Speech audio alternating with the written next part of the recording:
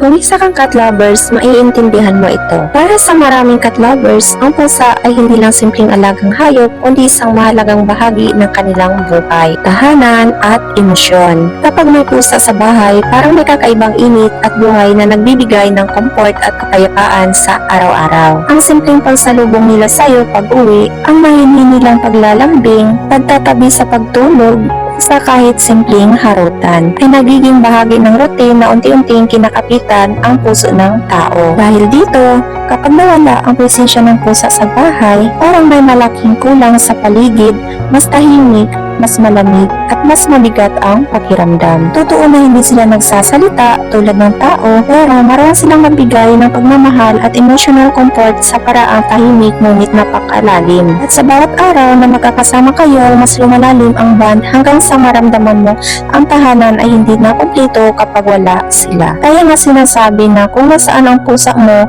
nandun din ang puso mo. Dahil ang tunay na pagmamahal sa pusa ay hindi lang basta pag-aalaga, ito ay connection, emotional na nagiging bahagi na mismo na iyong kaligayahan, katahimikan at dahilan para ngumiti sa araw-araw. Kaya ang pag-aalaga ng isang pusa ay isang responsibilidad na gagawin natin hanggang nandyan sila. Hindi lang sila pusa, kundi kapamilya na rin natin sila. Hindi lang pagkain na kailangan ng ating mga alaga, kailangan din nila ng oras, pagmamahal at tamang pag-aalaga. Siguraduhin may malinis lang tubig, sapat na exercise at regular na paligo para healthy at masaya sila sa araw-araw.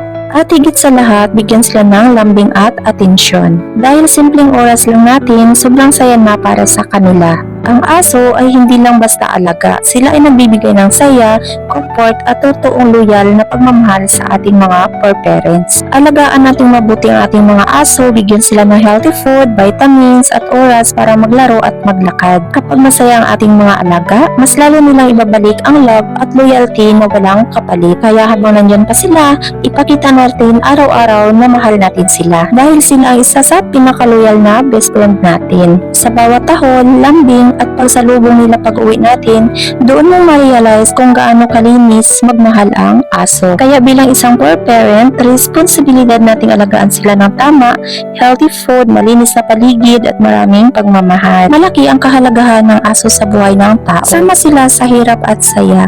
Kahit malungkot o pagod tayo, nandyan sila para magpasaya at magbigay ng comfort. Tunay na loyal, oo, kilala ang aso bilang isang pinakaloyal na kaibigan ng tao. At isa sa mga alagang aso natin ang stress reliever. Kahit simpleng lambing o pakikipaglaro lang nila, nakakabawas ng stress at lungkot. Protector ng pamilya. Maraming aso ang natural na mapagbantay at protective sa kanilang fur parents. Nagtuturo ng responsibility. Sa araw-araw na pag-aalaga sa kanila, natuto tayo maging isang responsable, patient at caring. Nagbibigay ng unconditional love. Kahit anong itsura o estado natin sa buhay, mahal tayo ng ating aso nang walang hinihinging kapalit. Sa bawat tahon, lambing at pagkaway ng buntot nila, naparamdam nila na hindi tayo nag-iisa.